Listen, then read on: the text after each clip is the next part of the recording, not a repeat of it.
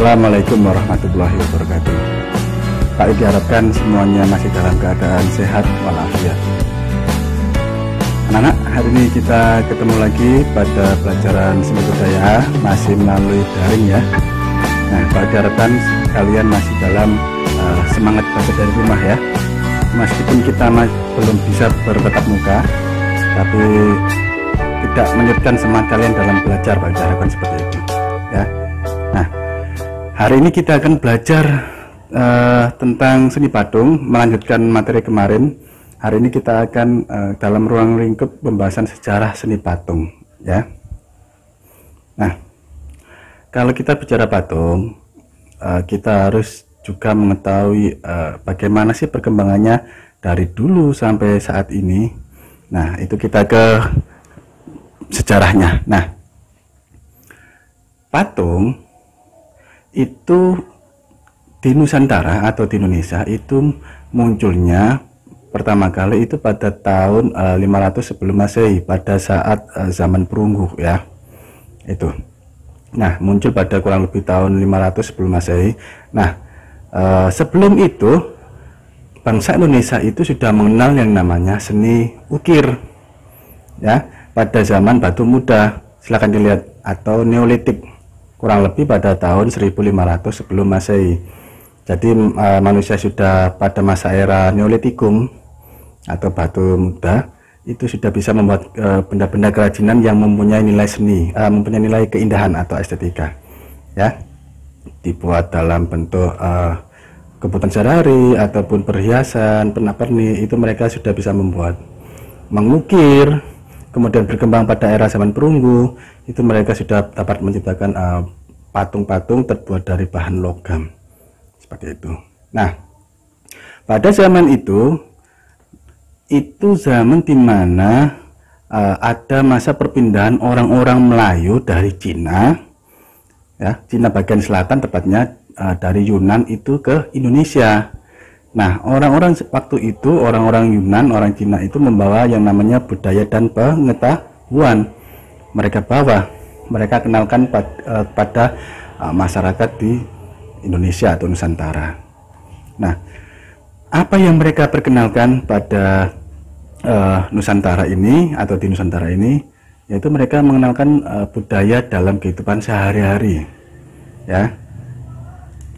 Di antaranya itu adalah pengetahuan mengenai cara bercocok tanam itu.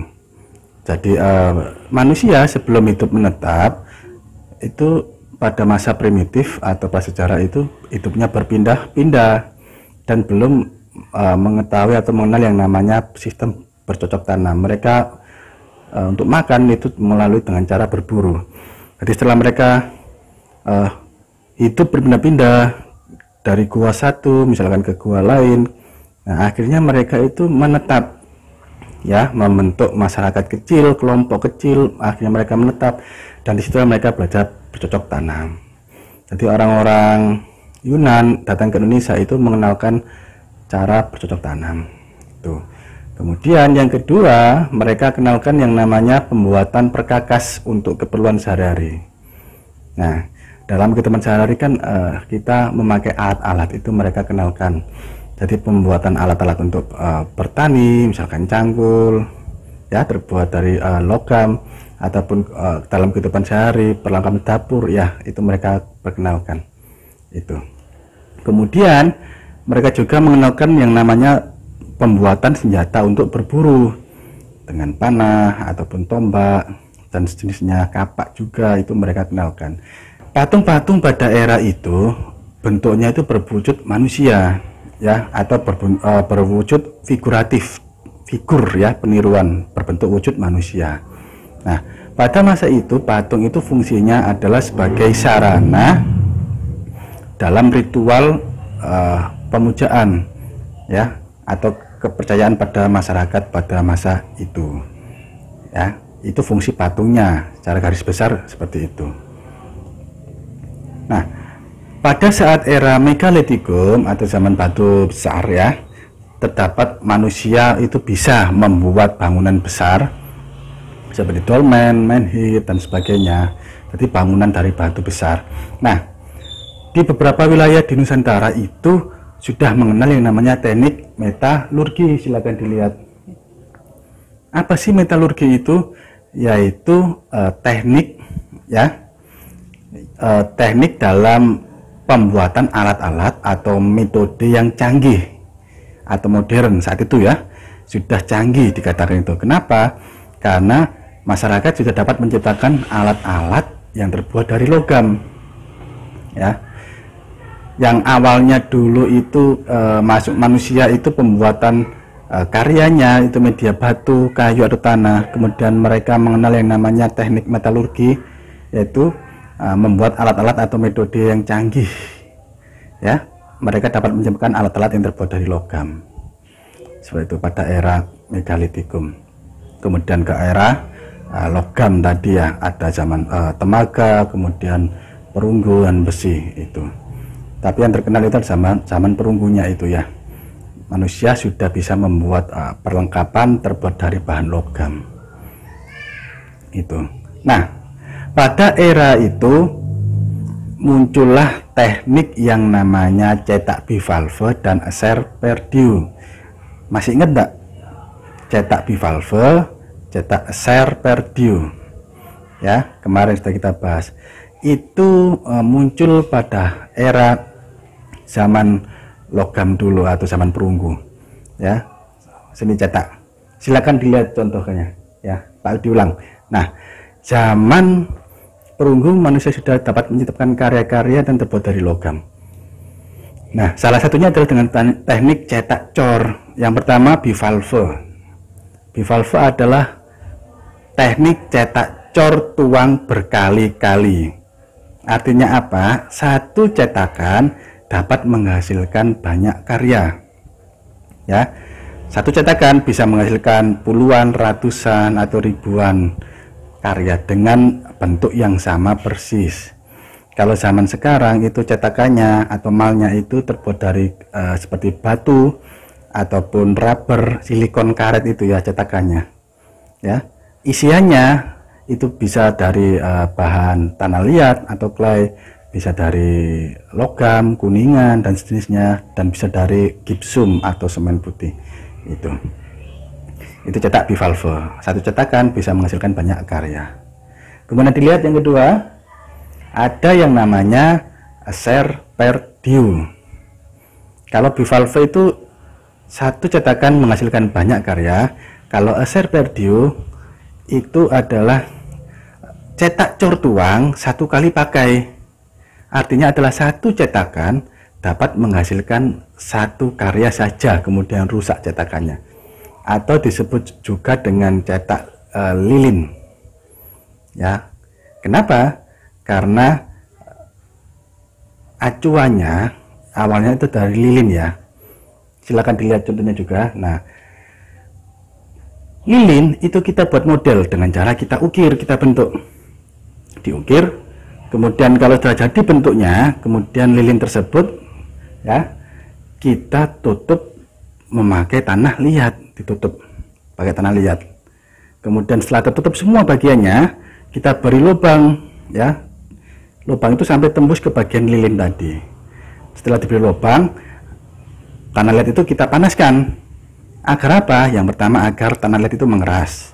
Yang kedua agar lilin bagian di dalamnya itu keluar, mencair. Cairan lilinnya keluar, akhirnya bagian dalam itu kosong ya. Nah, kemudian diangkat, didiamkan dulu sampai dingin, kemudian baru dituangkan cairan logam, tembaga atau kuningan ya, dituangkan ke dalam, akhirnya bagian yang kosong tadi terisi cairan logam tadi.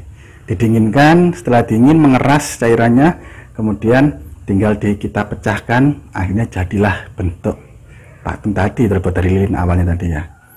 Nah, satu cetakan menghasilkan satu karya, itu eser per diu atau cetak lilin. Paham dari sini ya? Dipelajari, nanti itu keluar di ulangan. Nah, kemudian next kita lanjutkan. Nah, setelah kita mengenal bivalve sama eser per diu, nah silakan dilihat ya. Nah, corak patung yang berkembang pada masa prasejarah di Indonesia itu coraknya berbentuk monumental. Ya, jadi corak itu mewakili kesenian gaya Neolitik atau Neolitikum.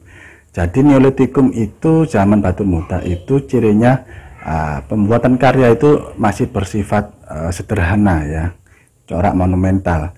Monumental atau disebut patung monumental atau patung monumen ya, itu adalah patung yang dibuat dengan fungsinya itu untuk mengingat atau memperingati kejadian penting atau bersejarah. Itu patung monumental atau corak monumental. Nah, contohnya apa? Di sekitar kita ada, di Surabaya juga ada. Kalau kita ke Surabaya ada patung yang namanya patung bambu runcing, tahu ya? Nah, bambu runcing berbentuk bambu runcing. Itu enggak hanya sekedar dibuat patung bambu runcing, tapi ada makna di balik pembuatan itu. Artinya apa? Di Surabaya dulu itu arek-arek Surabaya zaman dulu itu menghadapi penjajah hanya menggunakan bambu runcing. Ya, itu. Jadi banyak memakan korban jiwa, sampailah akhirnya dibuatkan sebuah patung monumen itu berbentuk bambu runcing untuk mengingatkan kita bahwa dulu kemerdekaan itu salah satunya diraih dengan arek-arek Surabaya itu bersama-sama menyerang penjajah menggunakan bambu runcing. Ya, itu. Dan ada masih banyak lagi ya, ada patung monumen Tugu Pahlawan ya, itu dan sebagainya. Itu patung monumen. Di Bali dibuatkan patung monumen bom Bali karena dulu ada kejadian pengeboman di salah satu kafe di sana, sehingga mengakibatkan banyak korban jiwa ya. Akhirnya dibuatkan patung monumen. Pada monumen itu terdapat nama-nama korban saat itu. Ya, jadi fungsi patung monumen itu untuk memperingati suatu kejadian penting atau bersejarah. Kita lanjutkan ya. Nah, kita kembali ke corak ya. Nah, corak pada masa itu, pada masa zaman perunggu atau zaman primitif dulu, coraknya itu penggambarannya pada patung itu dibuat secara frontal dengan motif-motif simbolik yang sederhana ya. Jadi patung saat itu bentuknya sederhana ya. Bentuknya itu masih mendekati dengan bentuk asli bahannya, ingat-ingat ya, bentuknya masih mendekati bentuk asli bahannya. Jadi kalau terbuat dari sebongkah batu ya, batu itu hanya diukir sederhana saja. Jadi nggak mengurangi semua bentuknya, hanya mengurangi beberapa bentuk kecilnya saja. Kalau dilihat sekilas itu masih berbentuk bongkahan. Itu ciri dari corak primitif ya, dinominasi oleh gaya Polinesia dengan ciri-ciri patungnya kaku dan bersudut-sudut ya, itu. Nah, salah satu contoh patung gaya kebudayaan Polinesia yang sangat terkenal adalah patung Eta Moai yang ada di Pulau Paskah ya. Itu patungnya seperti itu. Dan di Indonesia patung yang serupa banyak tersebar di beberapa wilayah, terutama di wilayah Indonesia bagian timur ya. Itu banyak patung-patung yang bentuknya primitif atau di gayanya itu sama dengan patung zaman lampau ya, zaman primitif dulu. Ada di Sulawesi Tengah ya, di Irian, di Lampung, Bengkulu, di Jawa itu ada ya, Palembang juga ada. Nah, itu beberapa wilayah Indonesia yang memiliki patung yang gayanya itu gaya primitif zaman lampau ya. Karena di sana Indonesia bagian timur itu yang masih menganut sistem kepercayaan roh nenek moyang. Kalau ada sanak keluarga yang meninggal itu mereka buatkan patung ya. Untuk apa? Yaitu untuk sarana ritual mereka ya. Mungkin rohnya itu bisa bersemayam di patung tersebut dan sebagainya. Itu menurut kepercayaan mereka ya. Jadi nggak lepas yang namanya dari budaya pada masa lampau seperti itu, masih mengenal atau menganut sistem percaya akan roh nenek moyang. Kemudian ada patung yang namanya Tadu Lako ya. Patung Tadu Lako itu tingginya mencapai 4 meter tinggi ya. Itu yang paling terkenal di Indonesia, berada di Kabupaten Poso di Sulawesi Tengah ya, patung Tadulako. Nah, sama seperti patung Eta Moai di Pulau Paskah, patung Tadulako itu digambarkan wujudnya itu tanpa memiliki kaki, kemudian dan memperlihatkan bentuk kelamin laki-laki, ya, jadi sedikit vulgar patungnya itu. Ya, silakan dilihat contohnya, ya, itu. Nah, patung Tadulako itu merupakan perwujudan dari sosok seorang pemimpin atau kepala suku yang dianggap itu memiliki kekuatan yang sangat besar di kelompok masyarakat tersebut, ya. Kemudian roh nenek moyang yang berwujud patung tersebut itu sangat dipercaya oleh masyarakat sebagai pelindung dan pemberi keberkahan hidup. Itu menurut budaya setempat, ya. Nah, silakan dilihat juga gambarnya. Ya, itu ada patung Eta Moai di Pulau Paskah. Ada, nah ini patung Tadulako di Sulawesi Tengah. Jadi masih ada kemiripan, ya. Bentuknya itu masih sederhana, ya. Tadi masih terbuat dari sebongkah batu dan mereka ukir. Jadi nggak berubah total, ya, masih kelihatan bentuk dasar batunya. Itu ciri dari patung pada era zaman primitif. Ya, kemudian perkembangan seni patung setelah zaman primitif dulu atau zaman prasejarah dulu, lambat laun ke zaman klasik itu mengalami perubahan, ya. Kalau zaman primitif dulu itu patungnya dibuat bentuknya itu sederhana, ya, hanya bentuknya itu memiliki sudut sederhana, ya. Kalau ke zaman klasik itu patungnya sudah memiliki bentuk figur yang sangat mirip atau realis, ya, dibuat bentuk semirip mungkin, ya, dan patungnya itu bersifat vulgar pada era zaman klasik dulu, ya. Kalau zaman prasejarah dulu itu karena manusia belum mengenal agama, belum mengenal animisme dan dinamisme, mereka hanya mengenal akan roh nenek moyang, ya. Tapi kalau pada era klasik manusia sudah mengenal dewa-dewa, ya, jadi mereka buat wujud patungnya berbentuk manusia, ya, dengan kemampuan yang jauh dari zaman primitif. Mereka buat semirip mungkin, ya, sebagai sarana ritual juga, ya, dalam mereka pemujaan akan dewa-dewa mereka. Itu setelah zaman klasik, akhirnya ke zaman sekarang modern. Zaman modern patung itu mulai surut, ya. Karena apa? Setelah bermunculan karya-karya seni rupa awal pada abad ke-20, karya seni patung itu mengalami yang namanya penyurut atau kemunduran, ya. Tergantikan oleh seni lukis pada abad ke-19, abad 20 itu. Nah, seni patung juga mulai terabaikan setelah seni kontemporer Indonesia mulai berkembang. Nah, kontemporer, tahu nggak kontemporer itu apa, ya? Nah, silakan dilihat. Kontemporer itu pertama kali itu berawal dari perkembangan seni rupa kontemporer pada tahun 1977. Ada sebuah exhibition berjudul Pameran Seni Patung Kontemporer Indonesia, ya, diadakan pameran pada tahun 1977, ya, dengan bertajuk Pameran Seni Patung Kontemporer Indonesia. Itu awalnya kata kontemporer populer hingga saat ini, ya. Nah, kemudian ada satu orang, Ki Sidarta Sugiojo, adalah seniman pematung Indonesia yang menjadi pelopor dari seni patung pada era tahun 1977, ya. Jadi Ki Sidarta Sugiojo mulai memprakarsai berdirinya Asosiasi Pematung Indonesia atau singkat API, ya. Dia membuat suatu perkumpulan para seniman patung pada waktu itu, pada tanggal 7 Juli tahun 2000, ya. Kenapa dibuat pengumpulan atau asosiasi tersebut?